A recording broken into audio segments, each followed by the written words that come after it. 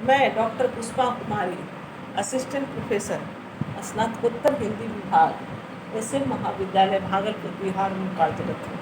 आज मैं तिलका मांझी भागलपुर विश्वविद्यालय भागलपुर के विद्यार्थियों को, जो स्नातकोत्तर हिंदी सेमेस्टर 2 के विद्यार्थी हैं, उन्हें उनके पंचम पत्र में आए इकाई 4 के अंतर्गत नई कहानी शक्ति और सीमाएं इस शीर्षक पर व्याख्यान दूंगी। नई कहानी की शक्ति। नई कहानी में शक्ति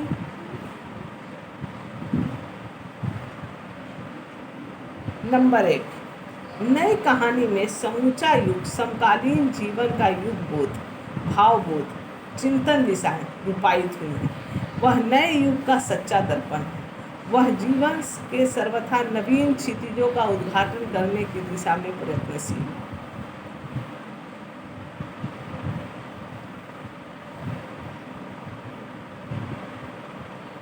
दूसरा, शिल्प की दृष्टि से उसमें नए नए प्रयोग हो रहे हैं। वह स्थूल से सूक्ष्म की ओर, इतिवृत्तात्मकता से सांकेतिकता की ओर बढ़ रही है। वस्तु एवं शिल्प का कसाव उसकी प्रमुख विशेषता है। कथागत साज समार को उतार कर वह काफ़ी हल्की हो गई है, हल्की, लघु पर ठोस। नंबर 3, सामूहिक या सामाजिक यथार्थ की उपेक्षा कर घोर व्यक्तिवाद को प्रश्रय दिया गया।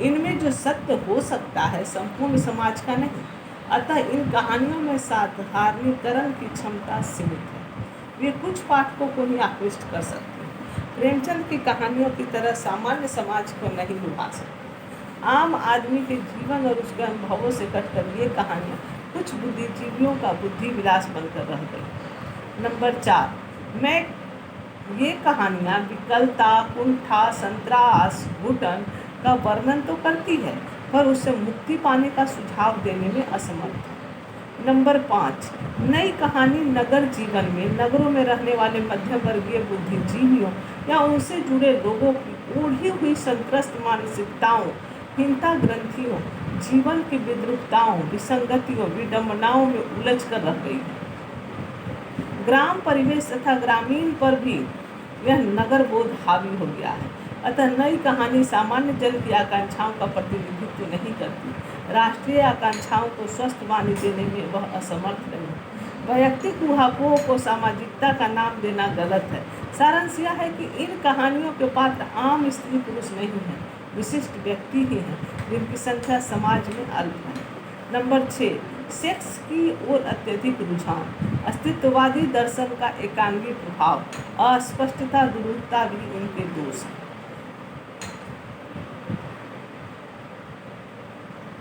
नंबर 7, कुंठाओं, अनास्था, संत्रास, टूटे व्यक्तियों, घुटन, ऊब तथा विभत्स के अतिरंजित चित्रण अस्वास्थ्यकर है।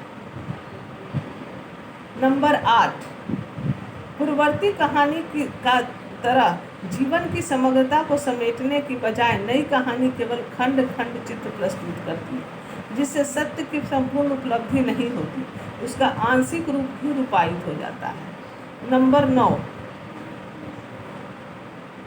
व्यापक एवं उदात्त जीवन मूल्यों के प्रति उदासीनता के कारण नई कहानी का क्षेत्र संकीर्ण एवं सीमित हो गया है। आधुनिक युगबोध के नाम पर जिस यथार्थ को अपनाया जा रहा है, वह जीवन का समूचा सत्य न होकर एकांगी सत्य है। केवल विकृतियों, विसंगतियों, विध्वंसात्मक तथा विघटनकारी प्रवृत्तियों को उद्घाटित करने वाली रचनाएं संपूर्ण सत्य की वाहक नहीं हो सकती। यदि जीवन को स्वस्थ बनाना है तो संसार को मंगलमय बनाना है, तो विकृतियों के चित्रण के साथ साथ उससे मुक्त होने के लिए जीवनानुराग, मानव जीवन की उदात्त मूल्यों, आस्था, आशा, प्रेरणा, विश्वास की बात भी करनी होगी। गति, प्रेरणा, आशा, विश्वास, आस्था ही मानव अस्तित्व के विकास के शाश्वत सूत्र हैं। मानवीय अस्तित्व के सुख दुखात्मक, आशा निराशा, आस्था अनास्था दोनों पक्षों का समान महत्व है। दोनों का ही साहित्य में चित्रण होना चाहिए, तभी हमारी जिज्ञासा अक्षुण्ण रहेगी, मानव अस्तित्व बना रहेगा। इन कतिपय गुण दोषों के होते हुए भी नई कहानी या समकालीन कहानी विश्व स्तर की कहानी है। अतः कहा जा सकता है कि अगर नई कहानी में दोष हैं तो गुण भी हैं, और यही गुण उन्हें अभी भी नई कहानी के अस्तित्व को बनाए हुए हैं। नए कहानीकार अपने आप को युग बोध का मसीहा मानकर अपनी प्रयोगधर्मिता में उसे अधिकाधिक वैज्ञानिक एवं जीवन के निकट लाते रहे हैं। यह सत्य अवश्य स्वीकार करना पड़ता है कि नई कहानी ने अपनी बौद्धिकता के स्तर पर व्यक्तिवादी जीवन चेतना को प्रश्रय देते हुए भी सभी प्रकार की गतिरोधक सीमाओं का अतिक्रमण किया है। उनकी पहुंच सांप्रदायिकता या कट्टर राष्ट्रवाद के घेरों से निकलकर अंतर्राष्ट्रीयता और मानववाद तक होने लगी है। धर्मनिरपेक्षता, जाति पाति विहीनता जैसी सहज उदात्त मानवीय प्रवृत्तियों को प्रश्रय मिलने लगा। उसमें मनोविश्लेषण, प्रकृतिवाद, अस्तित्ववादी चेतनाएं, पार्थिव नैतिकता से संयत मान मूल्यों एवं सभी वर्गों विशेषतः निम्न मध्यम एवं मध्यम वर्गीय प्रवृत्तियों का संचार अधिकाधिक होता गया है। पर दुखद स्थिति यह रही है कि इन सब पर छाया रहा एक आंतरिक संतरास, जिससे मुक्ति का उपाय सुझाव पाने में, मार्गदर्शन कर पाने में वह महज विकलता प्रदर्शित करने से कुछ अधिक न कर पाई है। तभी तो इसमें संतरास, घुटन, कुंठा, असमर्थता, विद्रुपता आदि ऊहापोहों का उद्घाटन ही अधिक मिलता है, कोई मार्गदर्शक संदेश नहीं। एक प्रकार से हमें व्यवहार जगत की ह्रासोन्मुखी चेतनाओं और प्रवृत्तियों को ही कहानी में अधिक देखते हैं।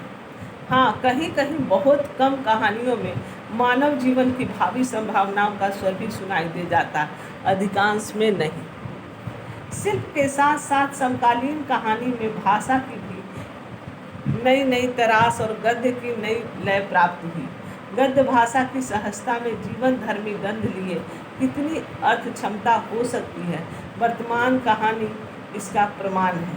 प्रयोग में आ रहे शब्दों को गद्य की लय के अनुसार अर्थ संगति देने के सुंदर प्रयास ने भाषा को अपूर्व शक्तिमत्ता प्रदान की है।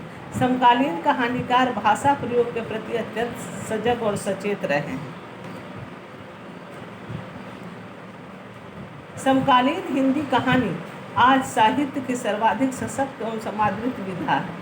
कथ्य और शिल्प दोनों दृष्टियों से उसके नूतन आयाम छुए हैं। धन्यवाद।